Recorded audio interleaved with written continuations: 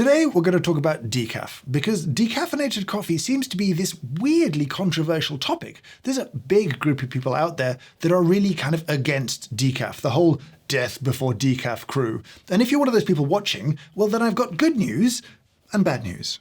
And the bad news is, I think you might be wrong. But the good news is, well, decaf, often is disappointing, and you're kind of right to be skeptical of it, because I would say most cups of decaf coffee served in most places are a letdown, are not that good. I want to get into the hows and whys of decafs, because the kind of decaf drinker, to me, is the top tier coffee drinker. They are the purest of all coffee drinkers, because they're just drinking it for the taste. They just like the taste of coffee, and they're willing to drink decaf, disappointing decaf often, to get there.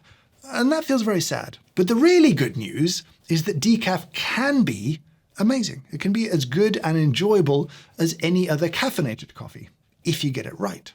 Now, you might also be of the mindset of what's the point? The point of coffee is caffeine. And I would argue a point of coffee is caffeine, but that misses a bunch of fun. And that's kind of the whole point of this channel. We think coffee can be really genuinely delightful in a whole bunch of ways, not just how it tastes, but its history, the whole process of making it.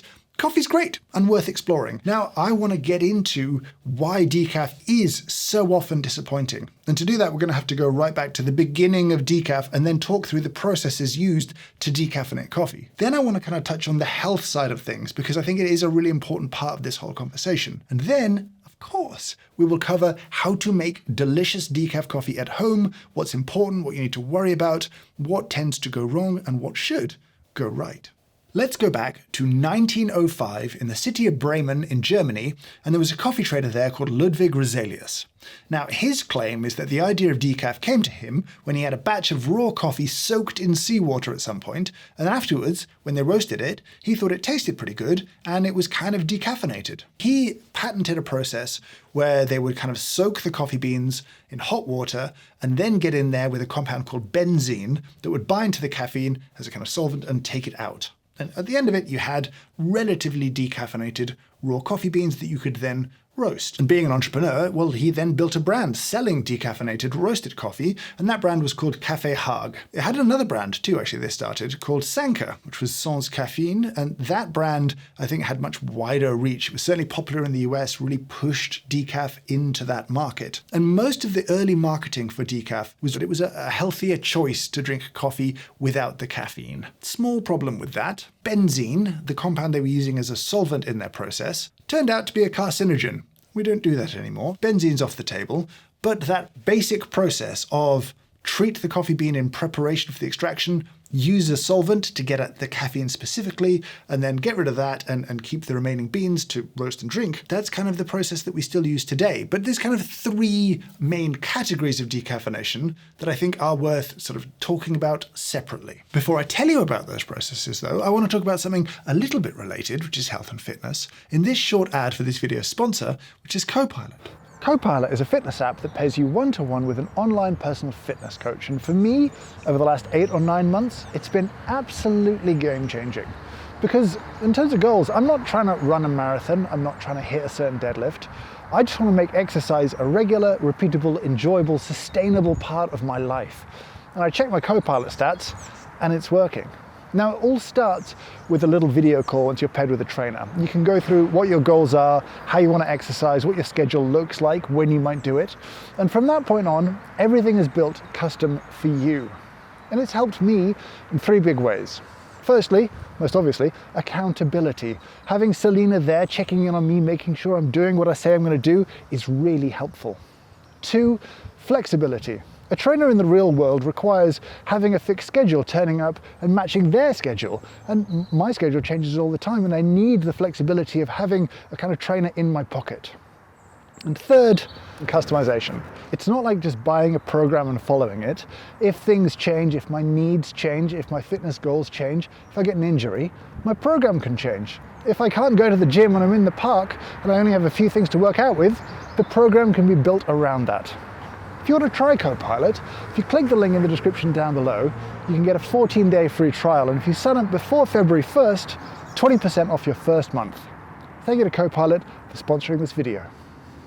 The first one is actually very similar to the original process. It's going to be an organic solvent used to extract the caffeine from the coffee beans. The sort of successor to benzene was one called methylene chloride or dichloromethane. It's the same thing. That compound has a bunch of names.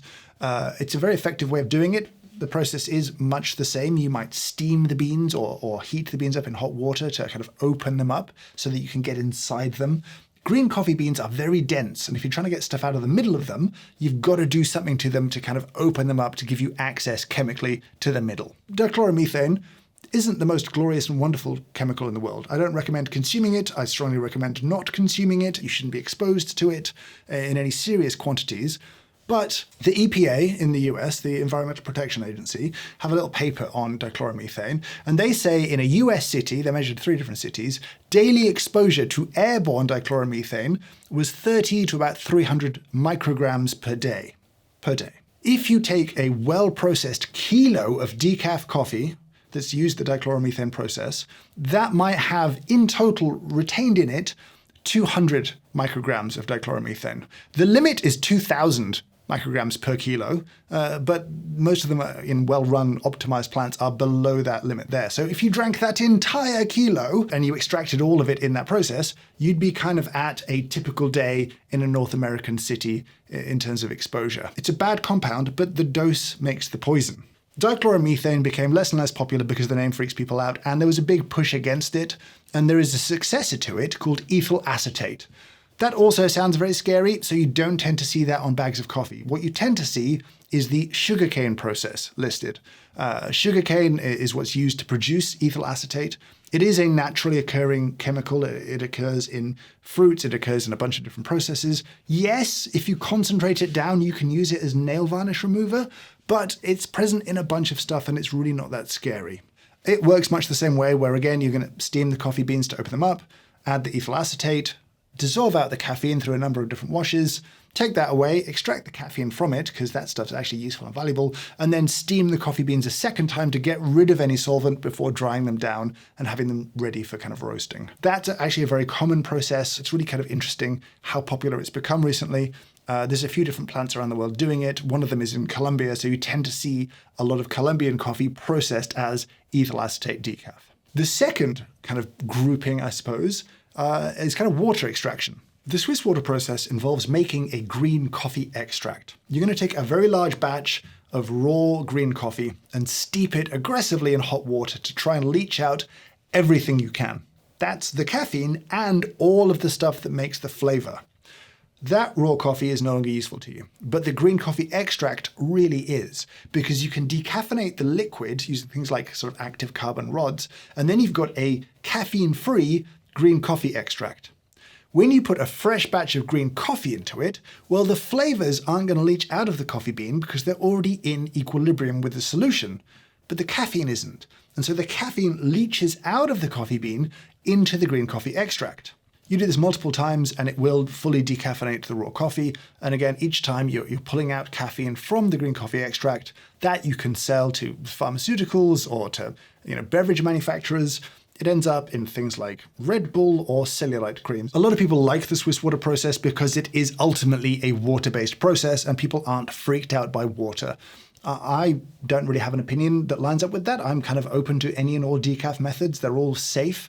And I'm not going to come down on one side of one decaf process in this whole thing. I'm interested in all of them. This leaves us with our third process, which has, I think, the coolest sounding name, which is supercritical carbon dioxide. Now, carbon dioxide is kind of weird. It's one of those things that sublimates. What a lovely word. It goes from being a solid straight to being a gas. You'll see it if you have a block of dry ice. When it melts, it doesn't turn into a liquid. To get carbon dioxide to act like a liquid, you need to apply a specific temperature and pressure to it. And if you get those right, it sort of acts like a liquid. And if you mix it with water, well, then you can use that mixture to sort of decaffeinate coffee because the supercritical CO2 does seem to extract caffeine specifically. This process sounds very interesting. It doesn't tend to freak people out because even though CO2 may not be good in excess for the environment, it's not a scary thing. It's in the air around us. There's nothing terrifying about CO2 from that perspective. Again, this is not me saying ethyl acetate and methylene chloride are bad. I'm just saying how people react to them. Now, I'd love to go to these plants and look in depth at how they work. And if that's something you want to see, let me know down in the comments below. Okay, so you've got your raw decaffeinated coffee and then you roast it up, you buy a bag of roasted beans, you take them home, you brew a cup. Does that coffee have 0 milligrams of caffeine in it?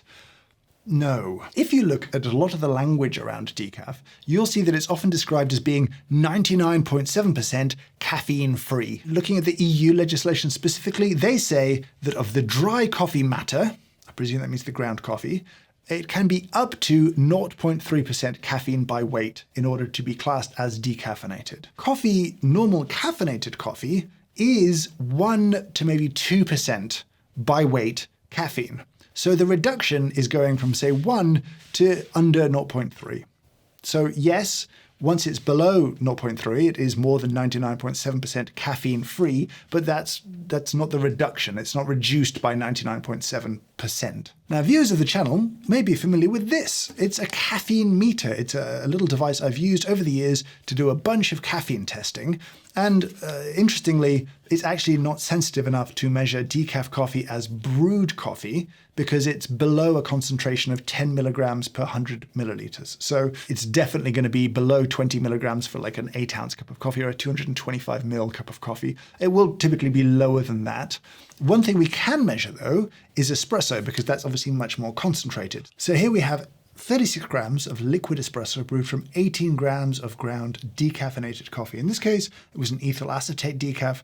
That's not particularly important to us now. What I'm going to do is give it a good stir and then pull a sample, add it to some reagent, and then add it to this little machine, and it will give me a number about how much caffeine is in here. This has 13.91 milligrams per deciliter, per 100 milliliters. And this is about a third of a deciliter, but it's 4 and a little bit milligrams of caffeine. Very little caffeine for a double espresso, which is good news. Now, I do want to draw your attention just quickly to this number here, the chlorogenic acid number. Now, we've never really talked about this aspect of the analyzer on the channel before, but chlorogenic acids are polyphenols. They're kind of plant defense chemicals.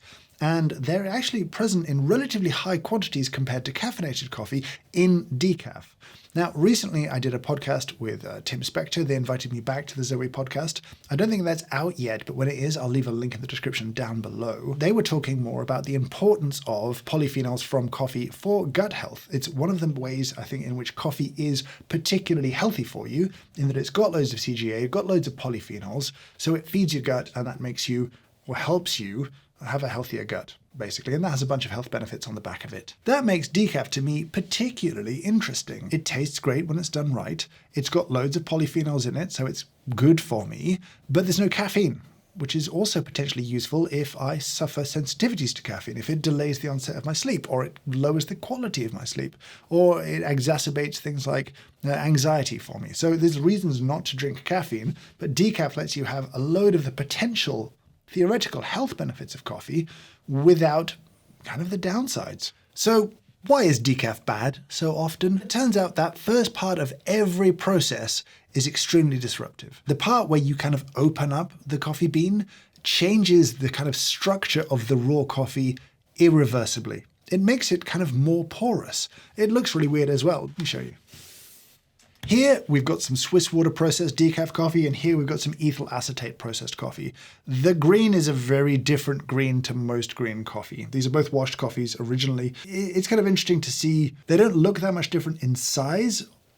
You can see some difference between the two. The way that these roast is totally different to the way that normal coffee roasts, right? Like the way that the heat transfer happens in this very different kind of density coffee bean means that it's a tricky thing to roast well.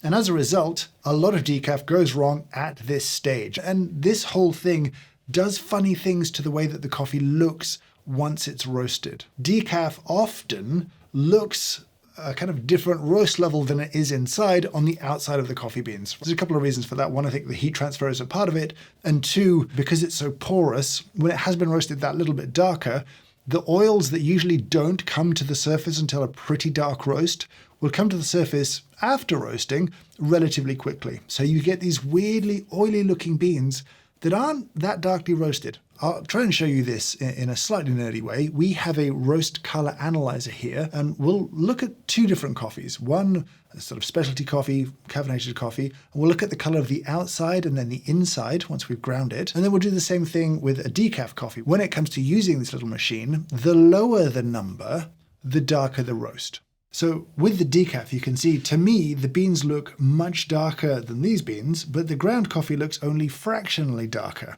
And I think that's what we saw with the color testing.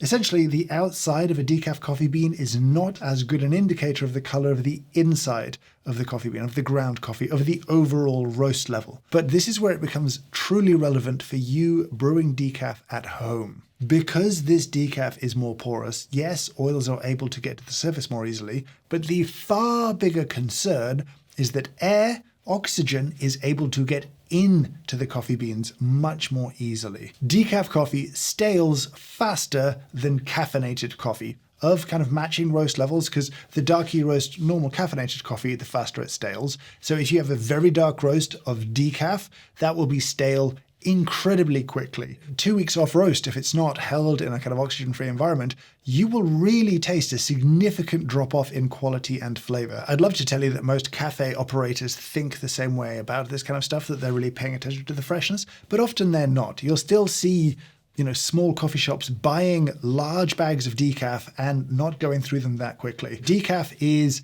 as popular as cafes want it to be in a funny sort of way. Actually, side note, in researching this, we came across one article from the 80s from the New York Times, which claimed that up to 25% of coffee drunk in America at that time was decaf. That's astonishing numbers. I would say right now, I had a look at Proofrock's cafe kind of figures for 2023, and 4.5% of the drinks were decaf. It's one of those things that often people don't buy if it's not clearly available, and then lots of cafe owners don't sell because no one's asking for it. It's a kind of chicken and egg thing that's confusing. A lot of cafes, frustratingly, don't really invest time and energy into decaf. Again, their most passionate consumers are not well catered to. Buying massive bulk bags of decaf is not in the consumer's end interest. You need to invest in a good grinder. It doesn't actually grind particularly differently to normal caffeinated coffee. We took a bunch of different decafs and ran them through the particle size analyzer for a fixed grind setting, and we didn't see much difference as long as the roast was fairly consistent. Different roasters do grind differently, but decaf doesn't grind substantially differently to caffeinated coffee. You still sometimes see people pulling out the sachet of pre-ground decaf that is 100% guaranteed to be terrible. You see them sort of shaking the little foil thing into the portafilter, spilling it everywhere. That's not a cafe you want to be drinking decaf in, or probably much coffee at all. Decaf can be great, but I don't think most coffee shops are a good benchmark for how it should taste. So let's wrap up with the key stuff around great decaf at home. First and foremost is going to be freshness. Use your freezer. Decaf freezes really well. All coffee beans freeze really well. I would recommend potentially even portioning a little portion of decaf that you might need and freezing them individually, as and when you need them, you can kind of draw them down. If you don't go through decaf that much, it will keep really well in the freezer. If you go through loads of decaf, just, have a bag out. Things like, the canisters and stuff help a little bit, but really the freezer is the best place to keep coffee that ages quickly. The second thing is the most difficult thing, which is you need to buy great decaf from a roaster that cares deeply about their decaf. I had an experience in 2007 where I was visiting a cafe in Portland. It was a Stumptown cafe where they still roasted in the cafe. And the roaster there, I was chatting and they said, "Do you want espresso?" And I said, "Yes." Brought me an espresso. I drank it. It was delicious. And he's like, "By the way, that's our decaf." And that ruined me. That was like, oh no. There's no excuse for decaf not to be good, and that's stuck in sort of my head from that point onwards. I don't think that's true of all people involved in coffee roasting and that kind of stuff. I would say find the passionate people who are excited to serve you decaf, sell you decaf, talk about their decaf. You want to find a roaster who is proud and excited about their decaf, because then it can be very good. It's one where I would recommend being involved in online communities who talk about coffee, who recommend coffee from local roasters, swap tips, who's had a good experience, who hasn't had a good experience. Buying great decaf is tricky, but really that's kind of the key to this whole thing. Well-roasted, well-sourced, well-processed decaf is a wonderful and very enjoyable coffee to drink, but freshness is key. Dialing it in, because it will brew differently to other coffees, those are the key things. And beyond that, shockingly, There's no extra tips or tricks. It shouldn't be as hard as it seems to be. But drinking decaf is really lovely. It's become a little ritual here at the studio. About 3 o'clock, we brew a little batch of decaf because we all like drinking coffee and we all like sleeping well. I don't want any caffeine after 2 o'clock, but I really enjoy a little cup of decaf in the afternoon. I just like drinking coffee, which is probably not a great surprise. But now I want to hear from you. Down in the comments below, will you tell me, you recommend decafs that you've really enjoyed? Don't use URL, don't put a link in there because that won't work. Just talk about some decaf you've really enjoyed and why. I'd love to hear from you.